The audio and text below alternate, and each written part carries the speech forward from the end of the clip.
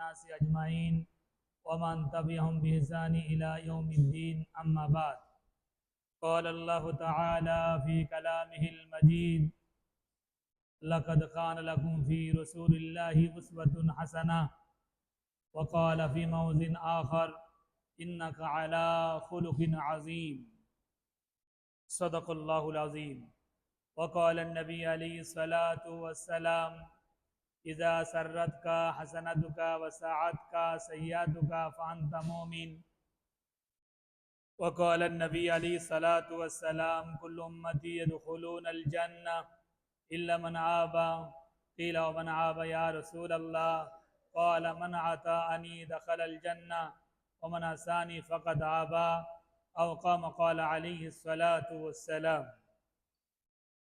সমস্ত প্রশংসা গুণকীর্তন আরাধনা উপাসনা সেই আল্লাহ সুবহানাহু ওয়া তাআলার, যিনি আমাকে আপনাকে বড় ভালোবেসে মানুষ বানিয়ে, ইনসান বানিয়ে, মুমিন এবং মুসলমান বানিয়ে মুসলমানের ঘরে পাঠিয়েছেন। দোস্ত বুজুর্গ, এর শুকরিয়া স্বরূপ আমরা সকলে বলি আলহামদুলিল্লাহ।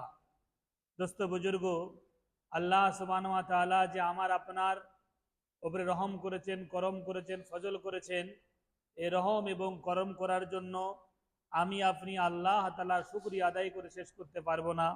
আল্লাহ সুবহানাহু ওয়া তাআলা তিনি কোরআনে পাকের মধ্যে বলেন, লাইন শাকারতুম লা আযিদান্নাকুম ওয়া লাইন কাফারতুম ইন্না আযাবি লাশাদীদ।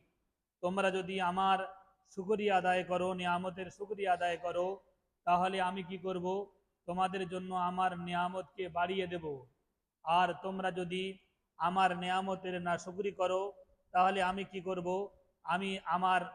আমি নিয়ামত ছিনিয়ে নেব। দুটো জিনিস হবে। একটা, আল্লাহ তাআলা কি করবে? আল্লাহ তাআলা সেই নিয়ামতটাকে ছিনিয়ে নেবেন। তার সাথে সাথে আল্লাহ বলছেন, ইন্না আযাবি লাশাদীদ, নিশ্চয়ই আমার আযাব হলো, আমার পানিশমেন্ট হলো বড় ভয়ঙ্কর। যে আল্লাহ তাআলা আসমান বানিয়েছেন, জমিন বানিয়েছেন, পাহাড় পর্বত বানিয়েছেন, কায়নাতের একটা বালুকণা থেকে শুরু করে পাহাড় পর্যন্ত, আর একটা ছোট উনকি থেকে নিয়ে জিবরিল আমিন পর্যন্ত এত বড় বড় মখলুক আল্লাহ তাআলা বানিয়েছেন। সেই আল্লাহ তাআলা বলছেন আমার আযাবটা হলো বড় ভয়ঙ্কর, বড় কঠিন। আল্লাহ তাআলার আযাবটা কত বড় হতে পারে, কত ভয়ঙ্কর হতে পারে। দোস্ত বুজুর্গ, যদি আমার আপনার এলাকার প্রধান যদি কোনো কথা বলে, আমার আপনার ব্লকের এমএলএ যদি কোনো কথা বলে, আমার আপনার কেন্দ্রের যদি কোনো এমপি কোনো কথা বলে, কোনো ভয় দেখায়, আর আমার আপনার রাজ্যের মুখ্যমন্ত্রী যদি কোনো ভয় দেখায়, কতটা ভয় লাগে, কতটা আমরা জড়সড় হয়ে যাই, কতটা আমি আপনি সতর্ক হয়ে যাই। আর যদি প্রধানমন্ত্রী যদি কোনো ভয় দেখায়, কোনো আদেশ করে, কতটা আমি আপনি জড়সড় হয়ে যাই। আর রাষ্ট্রপ্রধান, সারা পৃথিবীর যিনি বাদশাহ যিনি হয়, তিনি যদি কোনো শিকায়ত করেন, কোনো ভয় দেখায়, কোনো আদেশ এবং নিষেধ করে, কতটা আমি আপনি ভয় পেয়ে যাই। যে আল্লাহ আসমানকে বানিয়েছেন বিনা খুঁটিতে, যে আল্লাহ জমিনকে বানিয়েছেন, যে আল্লাহ পাহাড় পর্বতকে বানিয়েছেন, যে আল্লাহ সমুদ্রে বানিয়েছেন, যে আল্লাহ সমস্ত কায়নাতের মখলুকাতকে বানিয়েছেন, সেই আল্লাহ তাআলা বলছেন ইন্না আযাবি লাশাদীদ, আমার আযাবটা হলো বড় ভয়ঙ্কর।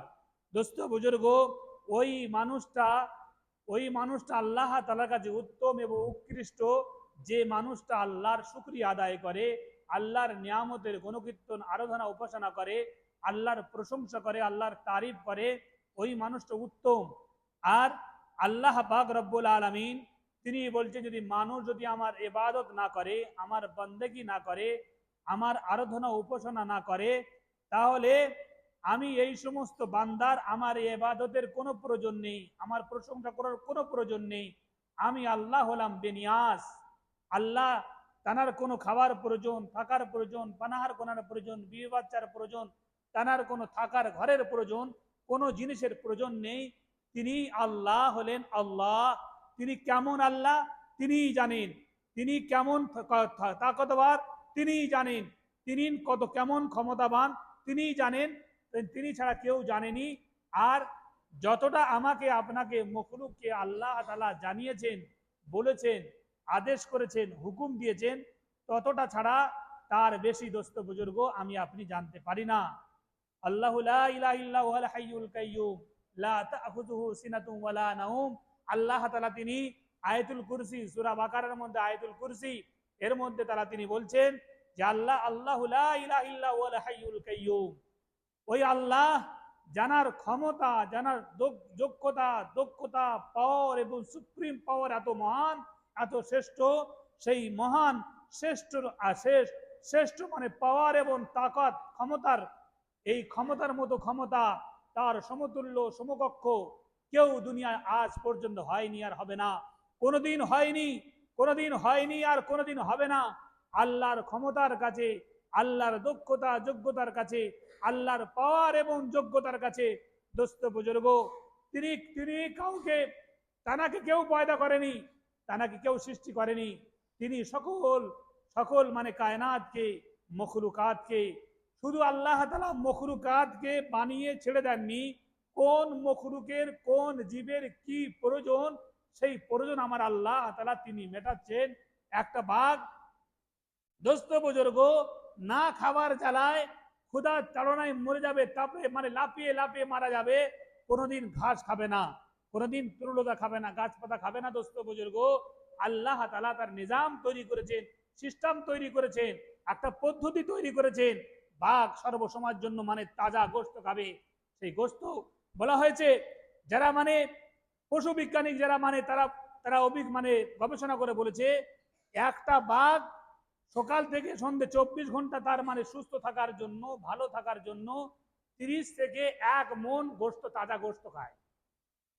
30 থেকে 1 মণ মানে 40 কেজি গোশত একটা বাঘ খায়। একটা হাতি 1 মণ থেকে 2 মণ খাবার খায় সারাদিনে। একটা সামান্য গরু, একটা গরু মানে 20 থেকে 25 কিলো তার খাবার দিতে হয়, তা মানে 3 টাইম 4 টাইম দিতে হয়। দোস্ত বুজুর্গ কোন মানে জন্তু, পৃথিবীর যত জন্তু, যত মখলুকাত আছে, কোন মখলুকের কোনো ব্যাংক নেই, ব্যালেন্স নেই, তার কোনো মানে মানে ডিপোজিট করা নেই, তার কোনো মানে পিছনের কোনো চিন্তা নেই, সকালে খেয়েছে সন্ধ্যায় কি খাবে তার কোনো খবর নেই। দোস্ত বুজুর্গ এই ইনসানকে, মানুষকে আল্লাহ পাক রব্বুল আলামিন তিনটে কসম খেয়েছেন।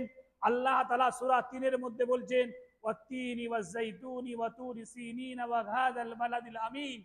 আল্লাহ তিনটে কসম খেয়ে বলছেন যে তুরে সিনার কসম, জাইতুনের কসম, এই তিনটে কসম কি আল্লাহ পাক বালাদে হাযাল বালাদিল আমিন, এই পাক এবং পবিত্র আমানতময় শান্তিময় মক্কা শহরের কসম খেয়ে আল্লাহ সুবহানাহু ওয়া তাআলা তিনি বলছেন যে কসম করে বলছি, আমি মানুষকে লাকাদ কানা লাকুম ফি রাসূল, যে আমি মানুষকে, মানবকে বড় সুন্দর করে, বড় উৎকৃষ্ট করে, বড় উন্নত করে আমি মানুষকে, মানবকে বানিয়েছি।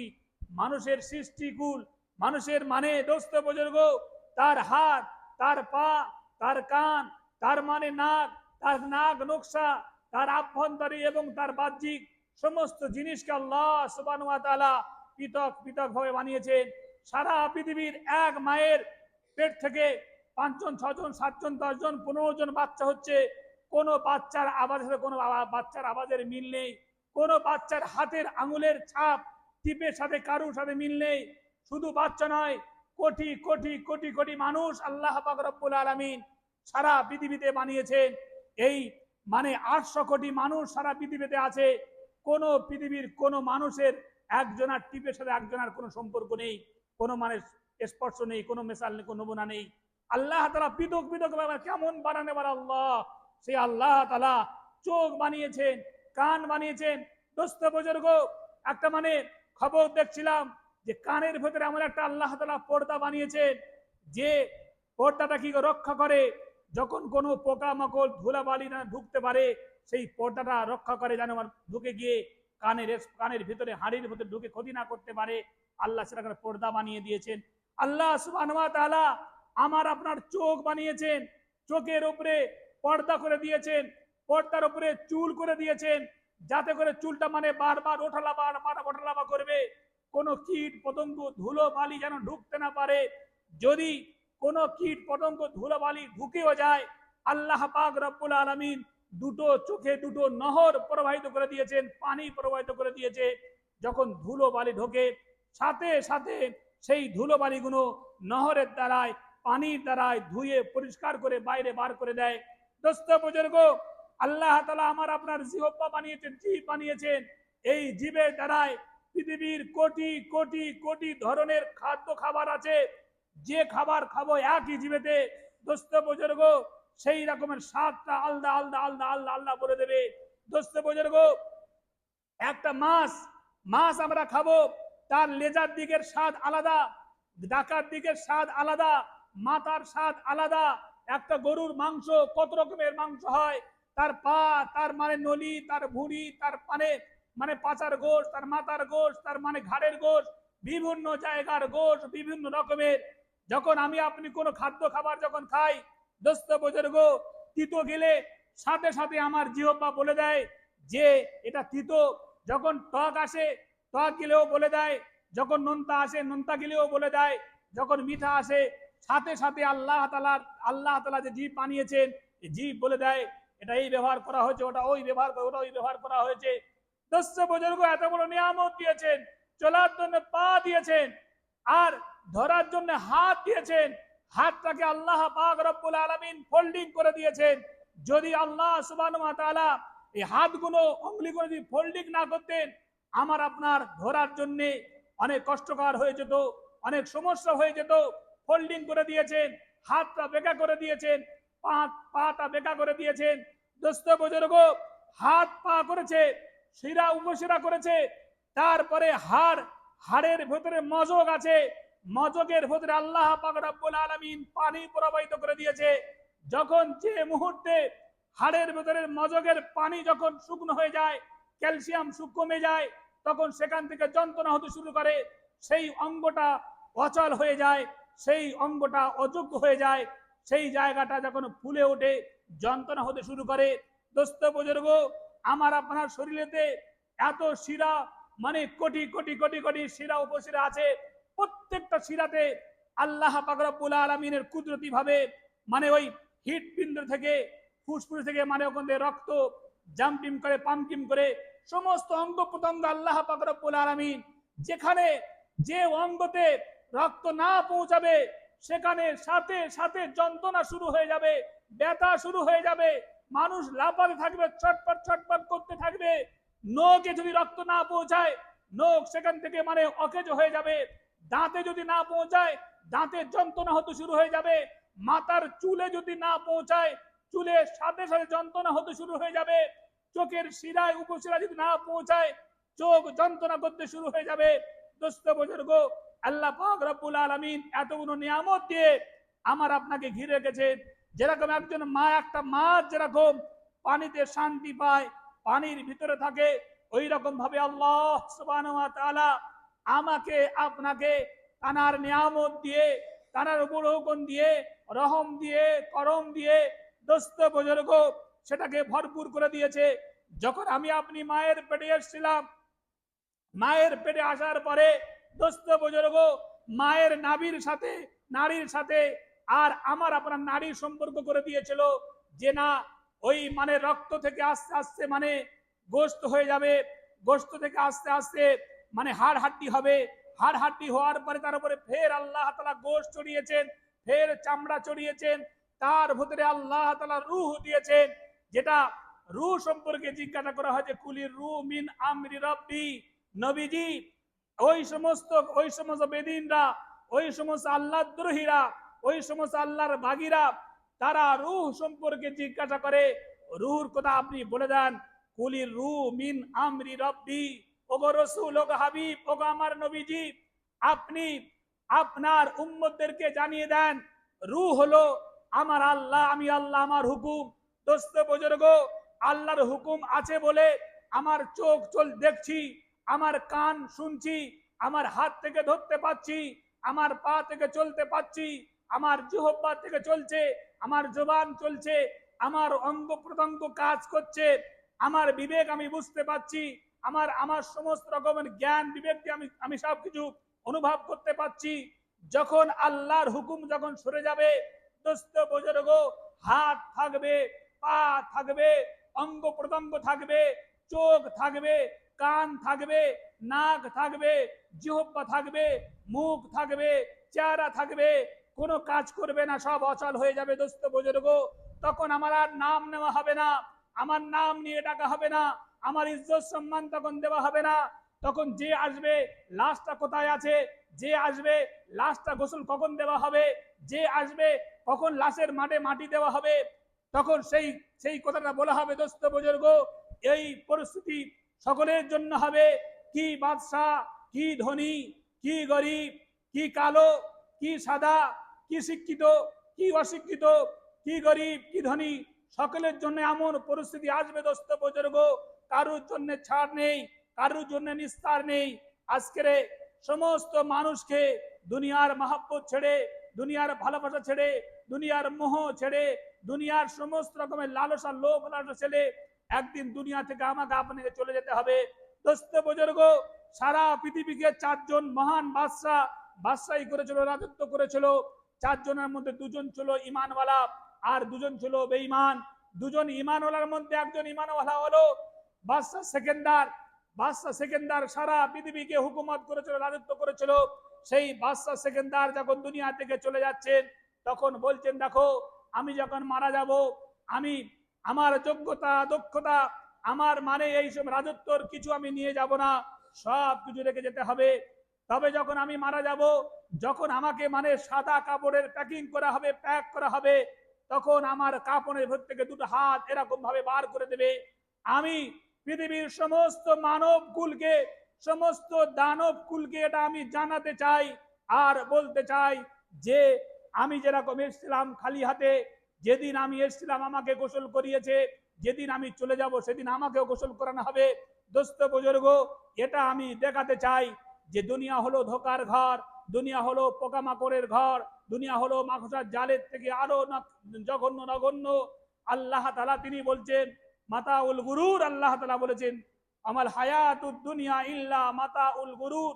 আমার যোগ্যতা, আমার দক্ষতা, আমার পয়সা, আমার মাল, আমার মাতা, আমার সম্মান, আমার যা কিছু আছে, এটা হলো মাতাউল গুরুর বলা হয়েছে, ধোকার বস্তু দোস্ত বুজুর্গ।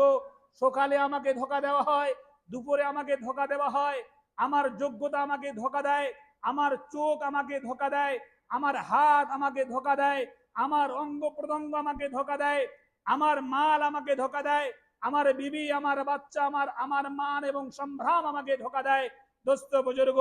সব কি ধোকার মধ্যে আমি আপনি ধোকার মধ্যে পড়ে আছি। সকলকে একদিন এই দুনিয়া ছেড়ে চলে যেতে হবে দোস্ত বুজুর্গ।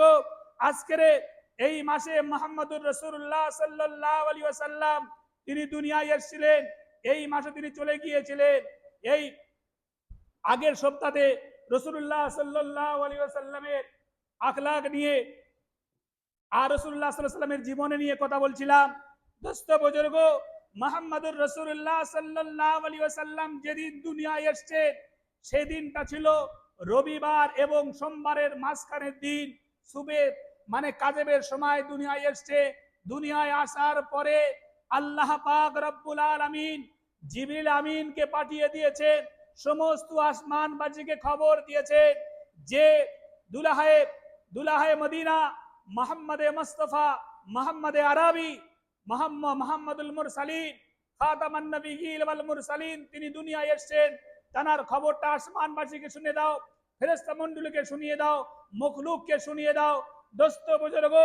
একটা নিজাম চলে সমুদ্রেতে, একটা নিজাম সিস্টেম চলে, নিজাম চলে। একটা নোনা পানি থাকে আর একটা মিঠা পানি থাকে, দুটো পানি একভাবে চলে, একে অপরের মধ্যে মিশে যায় না, ভুলে যায় না।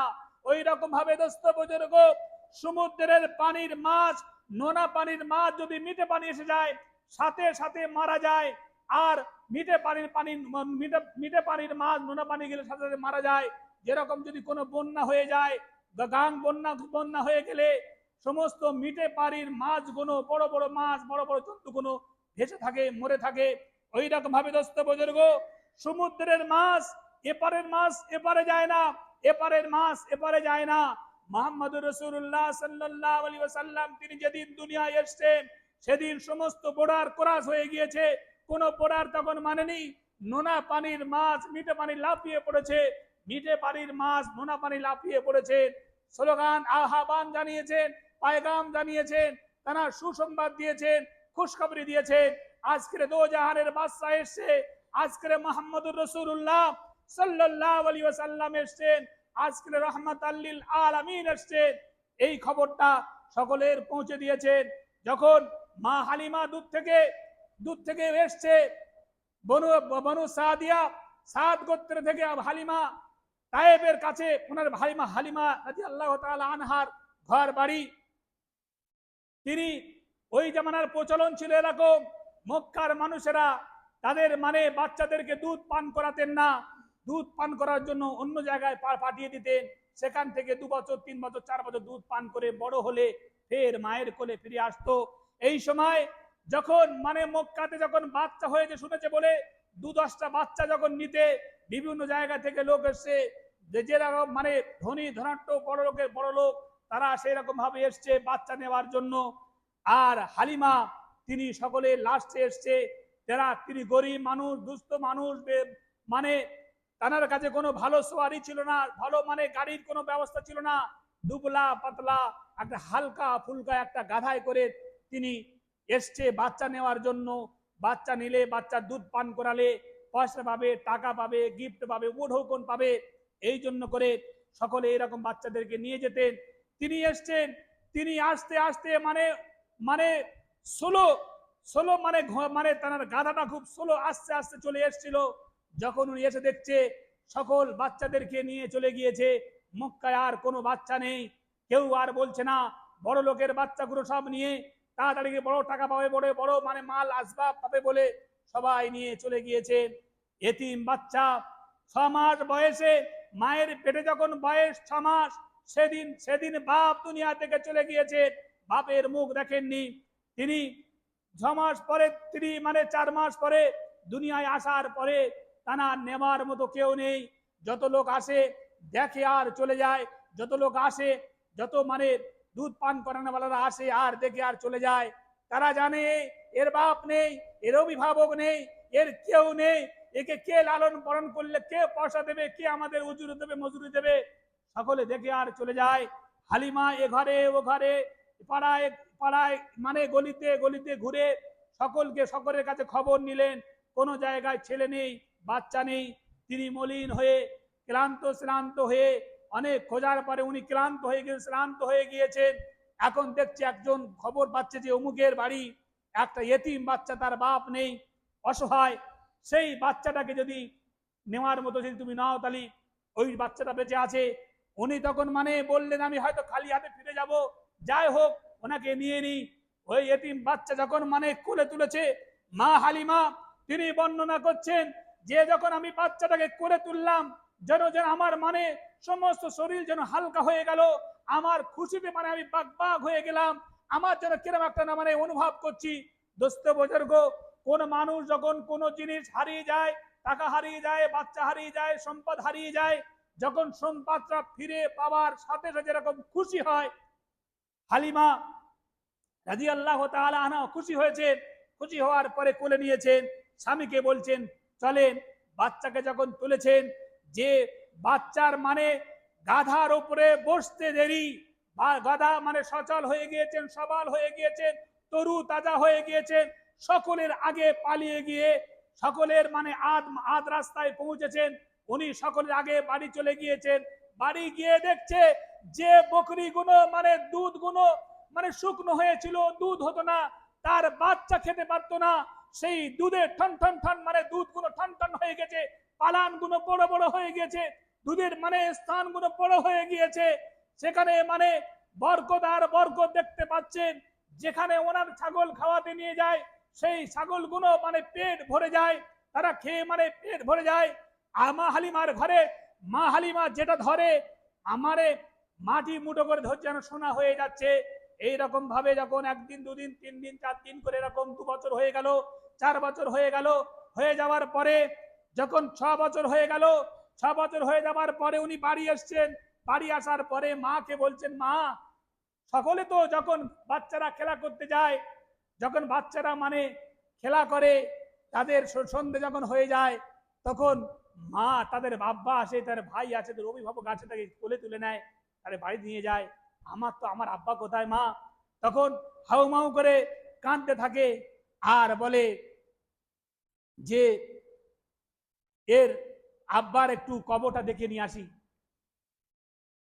ওনার শ্বশুরের কাছ থেকে আব্দুল মোতালিবের কাছে অনুমতি নিয়েছেন, নিয়ে উম্মে আয়মানকে নিয়ে আর মুহাম্মদুর রাসূলুল্লাহকে নিয়ে তিনি মক্কা থেকে মদিনায় এসেছেন। বাপের মানে ওনার মানে স্বামী ওনার মারা গিয়েছেন, শ্বশুর বাড়ির এলাকায় উনি মারা গিয়েছিলেন। উনি মারা যাওয়ার পরে সেখানে মাটি হয়েছে, বাপের কবর দেখাতে নিয়ে এসছে। নিয়ে আসার পরে 2 দিন 3 দিন 4 দিন পরে যখন ফিরে আসছেন, হুজুরের বয়স তখন 6 বছর। আবুয়া নামু জায়গায় এসছে। দোস্ত বুজুর্গ, মদিনার থেকে অনেক দূরে একটা মানে মরুভূমি জায়গায় একটা পাহাড়ের উপরে একটা গিরিপথ থেকে সেই জায়গা থেকে মুহাম্মদুর রাসূলুল্লাহ সাল্লাল্লাহু আলাইহি ওয়াসাল্লাম সেখানে এসছে। উম্মে আইমান আছে, রসুল আছেন, মা আছেন। মা এরকম পাহাড়ের উপর থেকে উঠেছে, এমতো অবস্থায় মায়ের মানে বুকের যন্ত্রণা শুরু হয়ে গিয়েছে।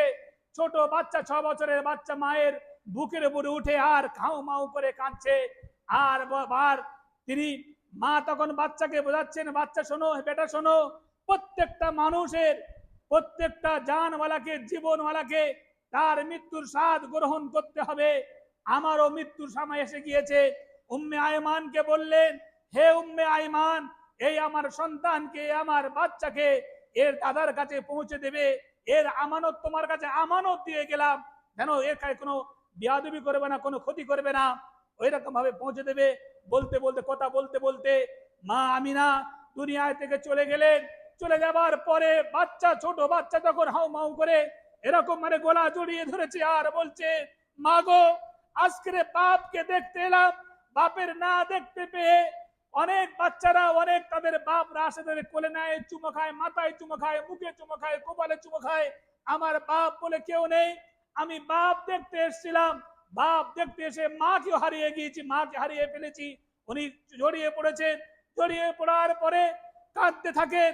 উম্মে আয়মান বাচ্চাটাকে, ওনাকে ওই জায়গায় কে মাটি দিয়েছে রেওয়ায়েতে লেখা হয়নি, জানানো হয়নি যে ওনার মাকে মাটি, পাথরের উপরে পাথর খনন করে কে মাটি দিয়েছে। সেই কবর আজও পর্যন্ত অক্ষত অবস্থা আছে। রসুলের মায়ের কবর, সেখানে যেতে দেওয়া হয় না। অনেক মানে খুব মানে সম্ভ্রান্ত মানুষ হলে, কোনো উন্নত মানুষ হলে সেই জায়গায় নিয়ে যাওয়া হয়, দেখানো হয়। সকলে যাওয়ার সেখানে পারমিশন নেই, অনুমতি নেই। আমরা অনেক চেষ্টা করেছিলাম যাওয়ার, সেখানে আমাদেরকে যেতে দেওয়া হয়নি। দোস্ত বুজুর্গ, সেই জায়গায় মুহাম্মদুর রাসূলুল্লাহ এরকম কবর জড়িয়ে আর কাঁদছে। আর উম্মে আয়মান ধরে নিশো নিয়ে আসে। উম্মে আয়মান এদিকে তাকিয়েছেন, ছুটে গিয়ে সেই কবরের উপরে শুয়ে পড়েছেন আর হাউ মাউ করে কাঁদছেন। দোস্ত বুজুর্গ, মুহাম্মদুর রাসূলুল্লাহ সাল্লাল্লাহু আলাইহি ওয়াসাল্লাম 50 বছর পরে সেই জায়গা থেকে যখন মদিনা থেকে হিজরত মানে মদিনা থেকে মক্কায় উনি আসছেন, মানে ফাতা মক্কার সময় তিনি সকল সৈন্যদেরকে, সকল সাথীদেরকে একটা সাইড করে দিলেন আর বললেন, দাঁড়াও। রাসূলুল্লাহ সাল্লাল্লাহু আলাইহি ওয়াসাল্লাম 50 বছর পরে এইরকম মানে নতজানু হয়ে মায়ের কবরে বসে আর হাউ মাউ করে কাঁদছেন। আর দেখছেন পাহাড়ে উঠতে গেলে অনেক সময় লাগে, অন্তত সেই জায়গায় উঠতে গেলে 8 ঘন্টার মতো সময় লাগে উঠতে, সেই পাহাড়ের উপরে। সেখানে মুহাম্মদুর রাসূলুল্লাহ সাল্লাল্লাহু আলাইহি ওয়াসাল্লামের মায়ের কবর আছে। দোস্ত বুজুর্গ, তিনিও দুনিয়া থেকে চলে গিয়েছেন, আমরা একদিন দুনিয়া থেকে চলে যাব। সকলকে দুনিয়া ছাড়তে হবে। মন চাইলে ছাড়তে হবে, না চাইলেও ছাড়তে হবে। দিল চাইলেও ছাড়তে হবে, দিল না চাইলেও ছাড়তে হবে। দোস্ত বুজুর্গ, মুহাম্মদুর রাসূলুল্লাহ সাল্লাল্লাহু আলাইহি ওয়াসাল্লামের আদর্শ, তানার নমুনা, তানার আলামত, তানার নিদর্শন হলো উত্তম নিদর্শন। মানে বন্ধ করে বাবা, এই ছেলে এটা বন্ধ করতে। উত্তম নমুনা হলো দোস্ত বুজুর্গ, সেই নমুনা আল্লাহ পাক রব্বুল আলামিন আমার আপনার জন্য বাকি রেখেছেন। যে মুহাম্মদুর রাসূলুল্লাহর যে সংস্পর্শে এসছে তার ভাগ্য খুলে গিয়েছে, সে বড় ভাগ্যবান হয়ে গিয়েছে। যে মুহাম্মদুর রাসূলুল্লাহ সাল্লাল্লাহু আলাইহি ওয়াসাল্লামের তরিকা নেবে, সুন্নত নেবে, তার তাও তরিকা নেবে, সেই মানুষ বড় উন্নত হয়ে যাবে, বড় শ্রেষ্ঠ হয়ে যাবে, বড় দামি হয়ে যাবে, বড় নামি হয়ে যাবে। দোস্ত বুজুর্গ, আল্লাহ পাক রব্বুল আলামিন আমাকে আপনাকে বলা এবং শোনার থেকে বেশি বেশি করে আমল করা তৌফিক দান করুন।